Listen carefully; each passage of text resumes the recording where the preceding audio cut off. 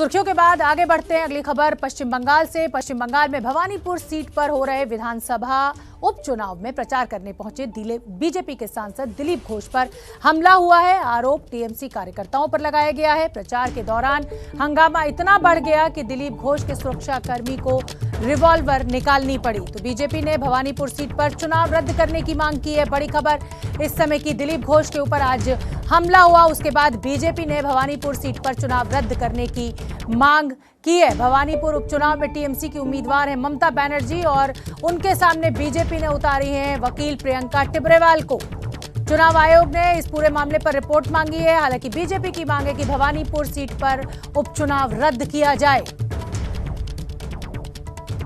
बड़ी खबर इस समय की, हम प्रचार नहीं कर सकते इस चुनावी क्षेत्र में।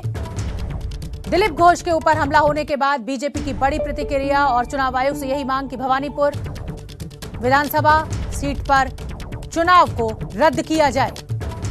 हम जब प्रचार नहीं कर सकते तो चुनाव कैसे लड़ें? 30 सितंबर को भवानीपुर में उपचुनाव होना है। ममता बनर्जी के सामने प्रियंका टिब्रेवाल को उतारा है बीजेपी ने। और अब दिलीप घोष जब चुनाव प्रचार के लिए वहां पर पहुंचे तो उनके ऊपर हमला हुआ। टीएमसी के कार्यकर्ताओं पर इस हमले का आरोप लगा और अब बीजेपी की बड़ी मांग चुनाव आयोग से कि भवानीपुर सीट पर चुनाव रद्द किया जाए। जब हम प्रचार नहीं कर सकते तो चुनाव कैसे लड़ें? और 30 सितंबर को यानी 3 दिन बाद भवानीपुर में उपचुनाव है। ममता बनर्जी के सामने प्रियंका टिब्रेवाल उपचुनाव में आमने सामने हैं।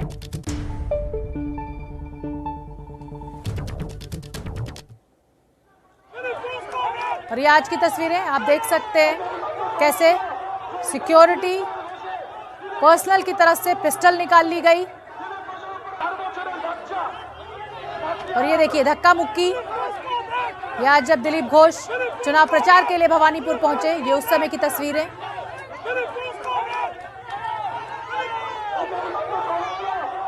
शुभेंदु अधिकारी से चुनाव हारने के बाद ममता बनर्जी उपचुनाव में भवानीपुर सीट से अपनी किस्मत आजमा रही हैं। हालांकि उनकी परंपरागत सीट है ये। प्रियंका टिब्रेवाल उनके सामने है। आज जब दिलीप घोष भवानीपुर में चुनाव प्रचार के लिए पहुंचे तो आप देख सकते हैं हमला हुआ उनके ऊपर, धक्का मुक्की, टीएमसी कार्यकर्ताओं के ऊपर आरोप।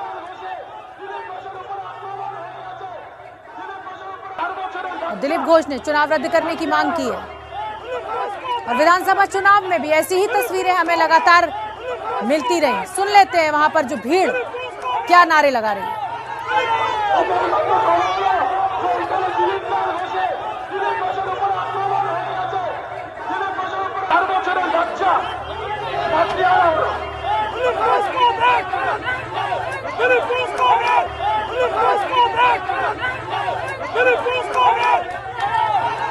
और आप ये देखिए दिलीप घोष की जो सिक्योरिटी है उन्होंने घेरे में उनको ले लिया है। धक्का मुक्की इतनी हो रही है वहां पर, टीएमसी कार्यकर्ताओं और बीजेपी कार्यकर्ता आमने सामने। ये देखिए नारंगी रंग का ये पटका डाले हुए दिलीप घोष, उनके सुरक्षाकर्मी के द्वारा पिस्टल ऐसे हवा में लहराई गई उनके बचाव में।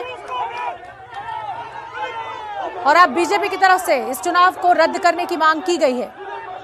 हम प्रचार नहीं कर सकते तो चुनाव रद्द हो, दिलीप घोष का बड़ा बयान। आज भवानीपुरे जोगुबाबुर बाजारे আমি যখন নির্বাচনী প্রচারে পাড়ার মধ্যে বাড়ি বাড়িতে লিফলেট বিলি করছিলাম, প্রায় শেষ হয়ে এসেছে। তারপরে আমি যখন বড় রাস্তার দিকে উঠি তখন মাইক নিয়ে গিয়ে যে টিএমসির লোকেরা চিৎকার করছে, আমাকে নাম ধরেই গালাগালি দিচ্ছে এবং সেটা সবাই দেখেছি এবং স্লোগান দেওয়া হচ্ছে জয় বাংলা ইত্যাদি। আমি তার মধ্যেই দোকানে দোকানে যাই, লোককে লিফলেট দিই এবং লোকেরা এগিয়ে আসেন, কেউ ছবিও তোলে।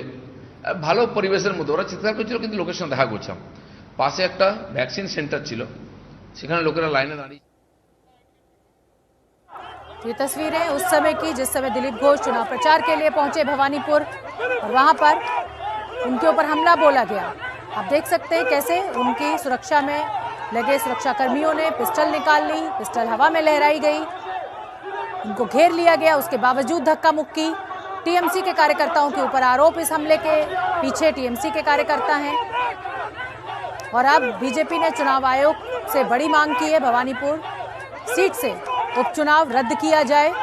प्रियंका टिब्रेवाल को बीजेपी ने यहां पर मैदान में उतारा है। प्रियंका टिब्रेवाल के लिए चुनाव प्रचार करने दिलीप घोष पहुंचे थे।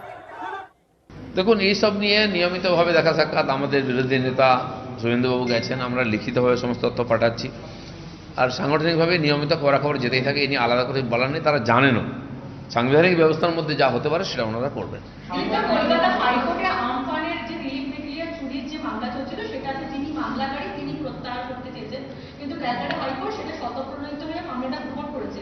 রাজ্য সরকার যে রিপোর্ট দিয়েছে তাতে অসন্তোষ প্রকাশ করেছে কলকাতা হাইকোর্টের প্রশ্ন, রিলিফ মেটেরিয়াল কেন লরিতে থাকবে এবং যে তদন্ত সেটা নিয়েও প্রশ্ন তুলছে এবং কলকাতা হাইকোর্ট নিজের স্বতঃপ্রণোদিত মামলা চালিয়ে নিয়েছে। দেখুন, মামলা হয়েছে, তাতে ইনকোয়ারি এবং সরকারের যে তদন্ত সেটাকে ওনারা বিশ্বাস করছেন না। এটা প্রত্যেকবার হয়, এখানকার সরকারের যে নীতি রিপোর্ট তার উপরে কারো।